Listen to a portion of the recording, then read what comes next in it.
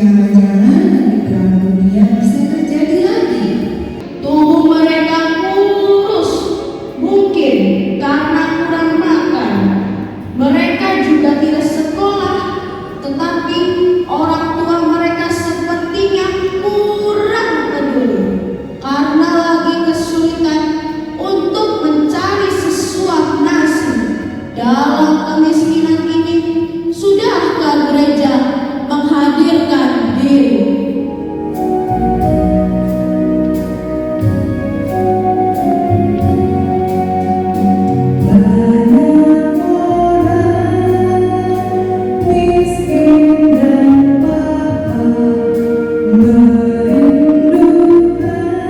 Selamat pagi Bapak Ibu serta saudara-saudari sekalian. Shalom untuk kita semua. Mengawali khotbah ini Bapak Ibu saudara-saudari, izinkan saya memperkenalkan diri. Nama saya Samuel. Tidak lebih tidak kurang, orang tua saya cukup irit dalam memberikan nama gitu ya.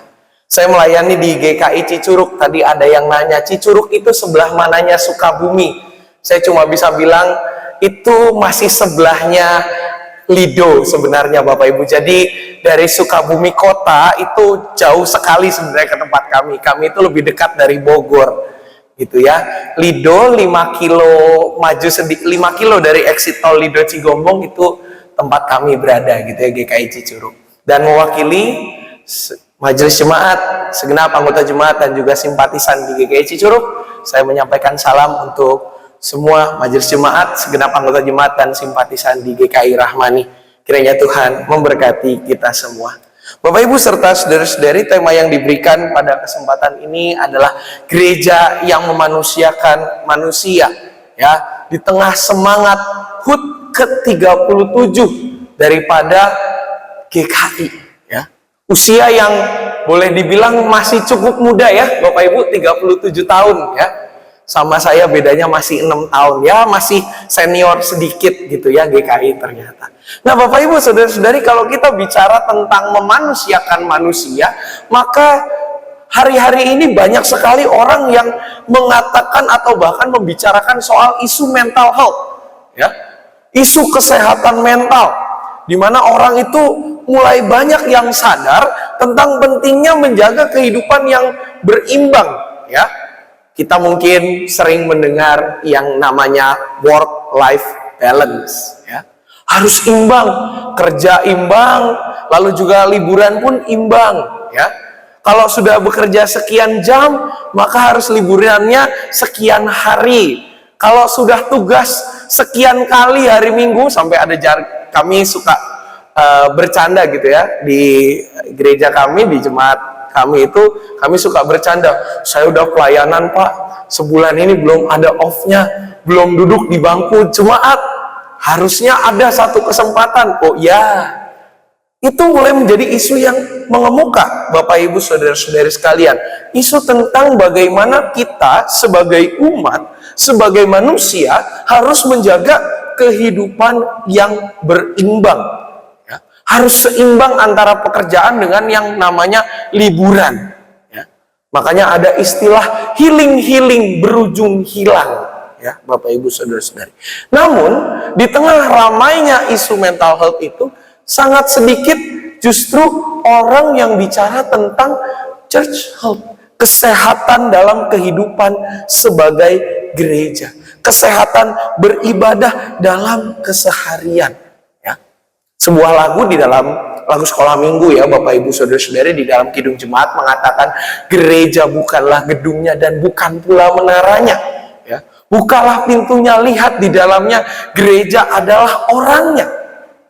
Sangat sedikit orang yang membicarakan tentang isu ini, bagaimana isu kesehatan pelayanan di dalam gereja.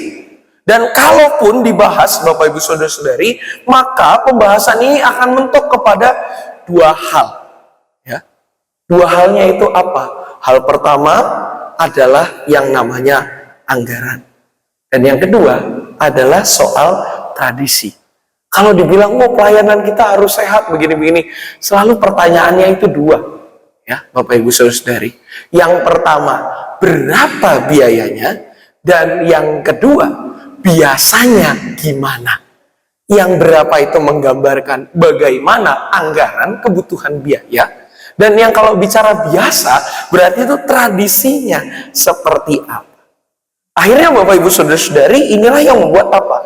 Kehidupan persekutuan kita sebagai gereja, sebagai umat yang dipanggil keluar oleh Tuhan, tidak lagi menjadi persekutuan yang hangat.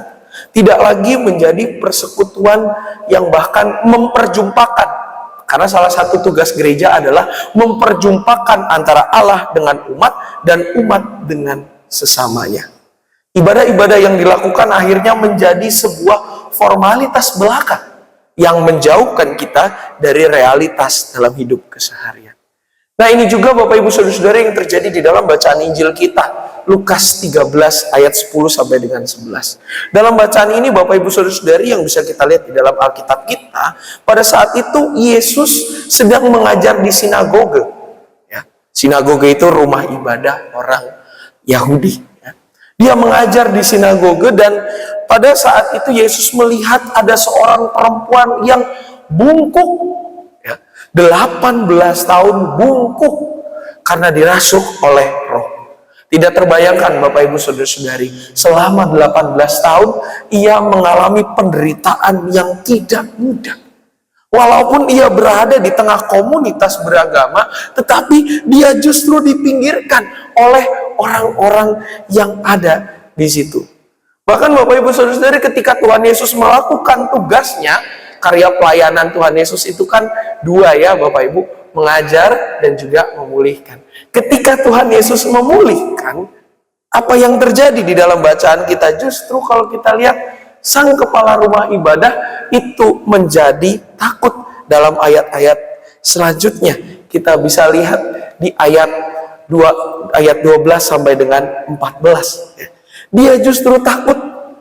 Kenapa? Karena sang kepala rumah ibadah itu di ayat 14 sangat menjaga aturan Sabat. Kepala rumah ibadah marah karena Yesus menyembuhkan orang pada hari Sabat. Mereka mementingkan aturan dalam hal Sabat. Hingga apa Bapak Ibu? Karena umat terlalu mementingkan peraturan dalam hal Sabat, mereka mengabaikan tugas untuk memperlakukan sesamanya sebagai seorang manusia.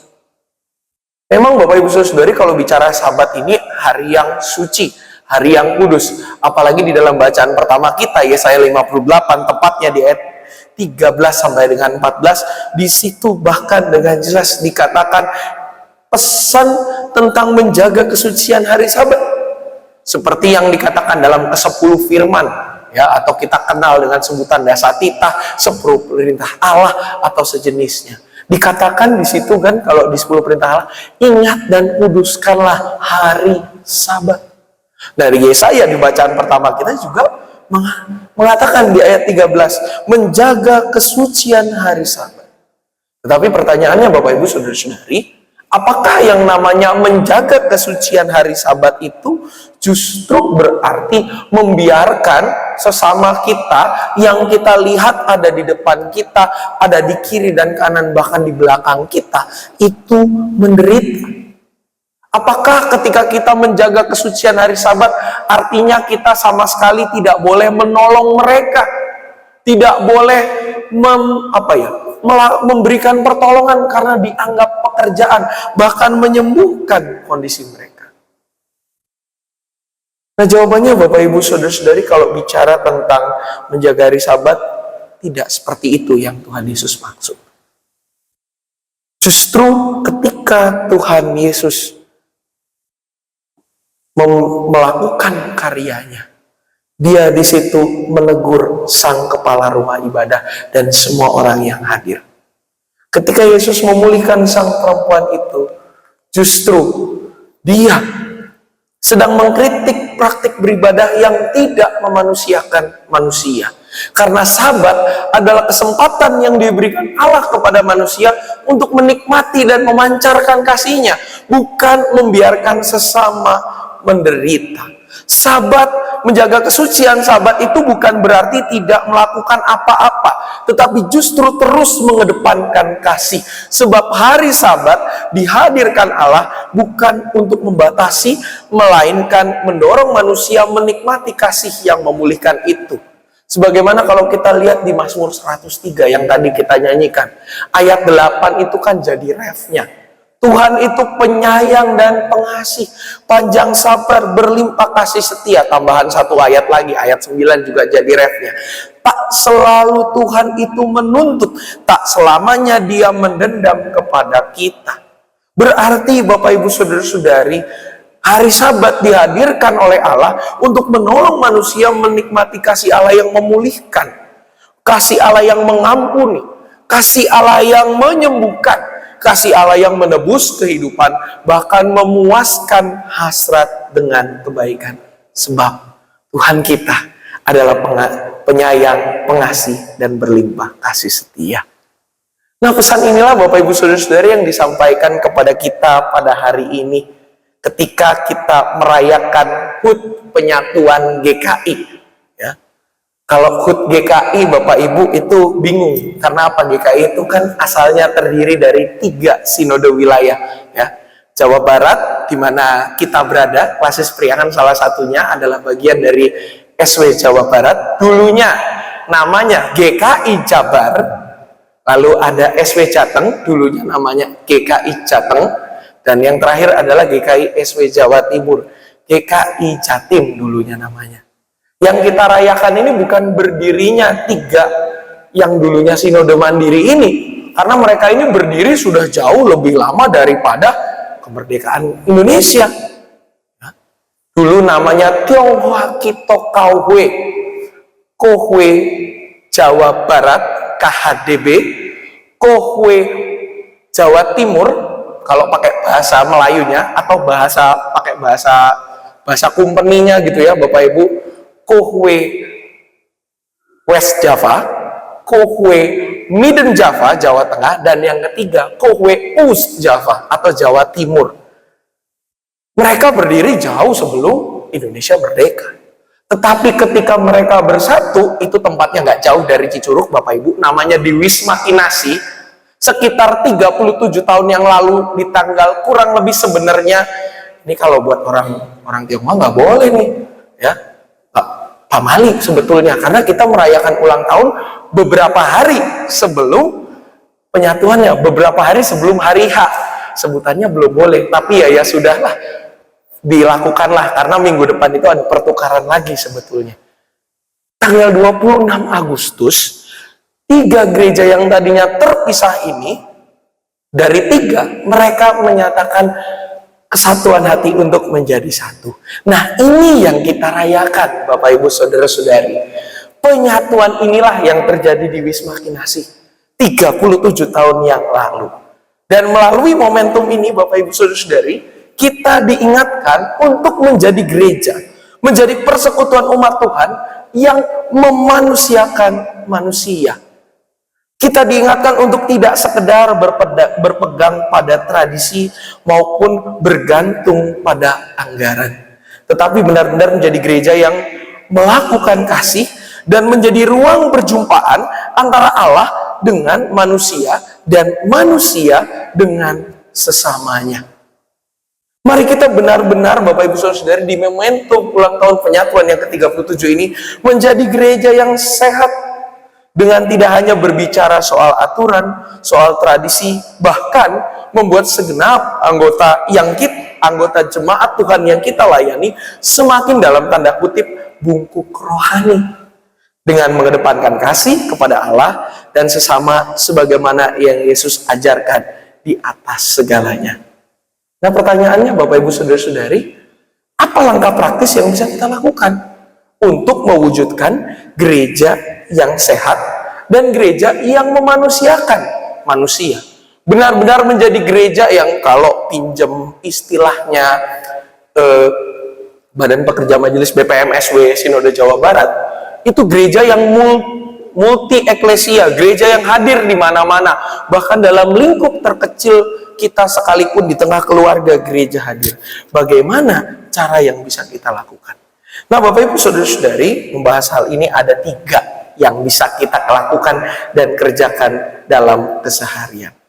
Yang pertama, Bapak Ibu Saudara-saudari, marilah kita menjadikan diri kita sebagai gereja dan persekutuan kita sebagai gereja yang menjadi ruang penerimaan, bukan ruang penghakiman. Ya. Gereja harus menjadi tempat di mana orang datang bukan dengan rasa takut, tetapi justru datang dengan sukacita yang besar. Karena apa? Karena sederhana. Mereka merasa diterima seperti gereja mula-mula. Gereja yang sehat bukan rumah yang menambah tekanan, tetapi menjadi ruang aman di mana setiap orang bisa bertumbuh, bisa bahkan menjadi saksi-saksi iman yang nyata dalam hidup keseharian. Yang kedua, Bapak Ibu Saudara-saudari, kita harus berdiri kokoh pada kasih Allah, bukan sekedar aturan atau kepada tradisi. Tradisi betul berharga, Bapak Ibu Saudara-saudari, karena itulah yang menuntun kehidupan kita. Aturan memang penting, karena itu yang menjadi rambu-rambu buat kita. Tetapi kasih sebagai gereja, kasih Tuhan itu harus menjadi dasar dari segala sesuatunya. Jika aturan dan tradisi membuat kita melupakan manusia, berarti sebagai gereja, kita sudah kehilangan inti panggilan sebagai persekutuan umat Tuhan yang mempersekutukan semua orang. Kalau kita memakai aturan dan tradisi dan menjadikannya serta melakukannya di dalam dasar kasih, maka kita menjadi gereja yang mengasihi, bahkan terbuka untuk semua umat Tuhan, di mana orang bisa mengalami kasih Tuhan lewat persekutuan kita yang nyata. Dan yang ketiga, Bapak Ibu Saudara-saudari, jadikanlah hidup kita sebagai ibadah yang sejati. Hidupilah ibadah yang memulihkan, bukan sekedar formalitas yang kosong. Orang Yahudi dalam bacaan Injil kita, Bapak Ibu, itu sudah terjebak dalam ibadah yang kosong. Karena apa? Karena mereka terlalu mementingkan seremoni. Mereka lupa akan esensi daripada ibadah.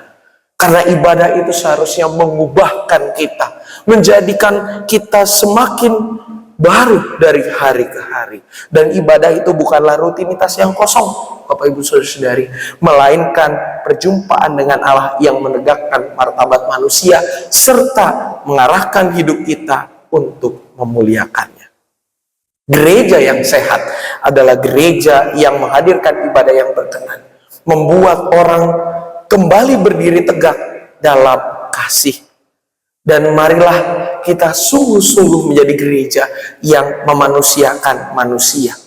Dan di usia yang ke-37 ini, Bapak Ibu, biarlah rasa syukur kita bukan hanya sekedar dalam perayaan, tetapi benar-benar menjadi tekad bersama, menghadirkan kasih Kristus yang memulihkan dan benar-benar memanusiakan manusia.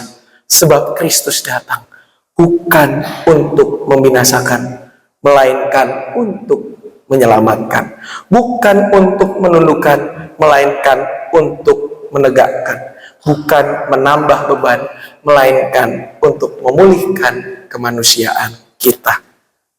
Tuhan menolong dan memberkati kita. Amin.